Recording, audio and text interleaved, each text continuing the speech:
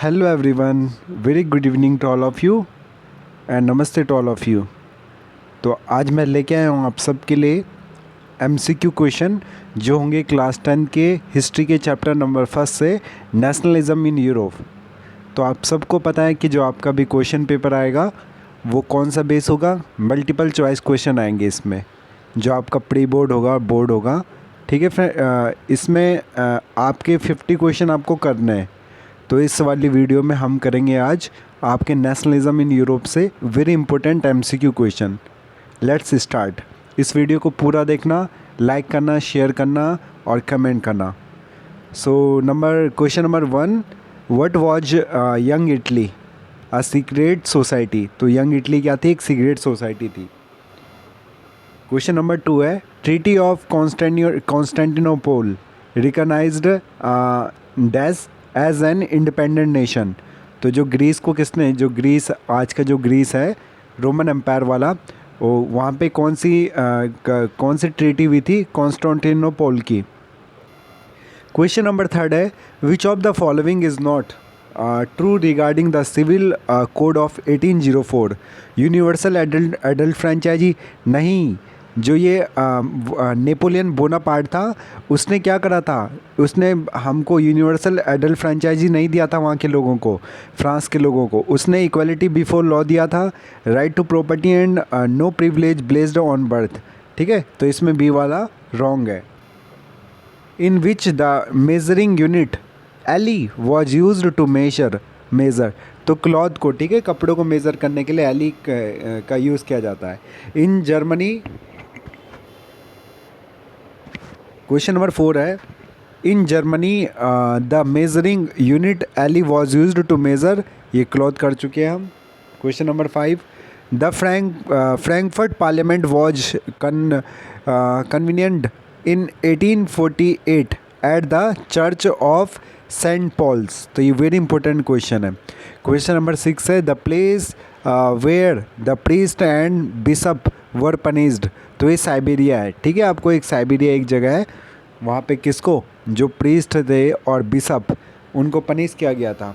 Choose the correct statement. Frankfurt parliament was held in 1848। 831 members attend the Frankfurt parliament. Frankfurt parliament failed to unite Germany. तो इसमें all of the above सारी statement correct है। ठीक है, question number 8 है, which of the following statement is incorrect. No war was fought for unification of Germany. Germany के लिए बहुत बड़ा वॉर हुआ था। ठीक है, और बिस्मार्क को क्या कहा जाता है? बिस्मार्क को जिसने जर्मनी का यूनिफिकेशन करा था। ठीक है, 1861 में जर्मनी का क्या हुआ था? यूनिफिकेशन हुआ था। Army played an important role in the unification of Germany. Yes, बिल्कुल ट्रू स्टेटमेंट है। Kaiser William first of Persia was proclaimed new German empire. ठीक है, तो ये विलियम फर्स्ट जो थे पर्सिया के, वो जर्मन एम्पायर बने थे, एम्पायर राजा बने थे पहले। Persia major and practice often became a model for the rest of Germany. तो पर्सिया का जो मॉडल था वो डेफिनेटली जर्मनी के लिए भी क्या बना था, जर्मनी के अलावा भी और लोगों के लिए क्या बना था, एक मॉडल बना था। No war was fought for unification of Germany. तो ये बी वाला गलत है। Choose the correct pair. Lord Byron English poet. थियोलस करेक्ट है, बाकी सारे के सारे गलत है। England part of Balkan region में नहीं आता। उसमें कौन कौन सी जगह आती है? आपका बुल्गारिया आता है। ठीक है, आपका बाल्कन में और भी काफ़ी सारे देश आते हैं। 1940 वर्ल्ड वॉर सेकेंड नहीं, वर्ल्ड वॉर सेकेंड तो 1939 से हुआ था, 1939 टू 1945। और वर्ल्ड वॉर फर्स्ट का जो टाइम पीरियड है वो 1914 से 1918 तक है। मरीना जर्मनी की है? नहीं, मरीना तो फ्रांस की है। ठीक है, जैसा हमारे भारत माता थी ना यहाँ पे, भारत माता, उसी तरह से मरीना को इन्होंने एक दर्शाया था। ठीक है, एक आर्ट फॉर्म में, विजुअल फॉर्म में। Which empire control most of the Balkan region. तो ऑटोमन एम्पायर था। ठीक है, ऑटोमन एम्पायर। और ऑटोमन एम्पायर आप सबको पता है कहाँ पे है? ये जो टर्की वाला, आज हमारे जहाँ पे तुर्की है, इस्तांबुल वाला इलाका सारा। ठीक है, ऑटोमन एम्पायर। और फर्स्ट वर्ल्ड वॉर में ऑटोमन एम्पायर हार गया था।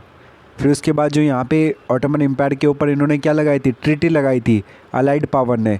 और ऑटोमन एम्पायर एक्सिस पावर की तरफ से, सेंटर पावर की तरफ से वर्ल्ड वॉर में लड़ा था।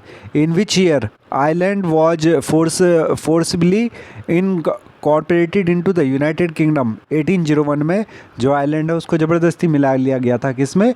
यूके में, यूनाइटेड किंगडम में। Name any two symbol of new Britain. तो इसमें ब्रिटिश फ्लैग है, Union Jack, the nation anthem, God save our noble king. ठीक है, और हमारा नेशनल एंथम क्या है? जन गण मन अधिनायक जय हे। ये किसने लिखा है? रविंद्रनाथ टैगोर ने। ठीक है, और इसको 52 सेकंड के लिए गाया जाता है किसी भी फॉर्मल प्लेस में। Who was the proclaimed the king of United Italy इन 1861? तो विक्टर एमेनुअल सेकेंड थे। ठीक है, इटली का unification 1861। What is allegory? When abstract idea is expressed through a person or a thing called allegory। तो ये important हमने काफ़ी सारे इसमें क्वेश्चन करे। तो अगर आप बोर्ड एग्ज़ाम की तैयारी करोगे 10th में, तो डेफिनेटली इसी तरह के आपके वहाँ पे MCQ बेस्ड क्वेश्चन आएंगे। तो इसको आप फास्ट फॉरवर्ड करके भी देख सकते हो। ठीक है, till then, bye bye, take care all of you, be positive and keep smiling in your life।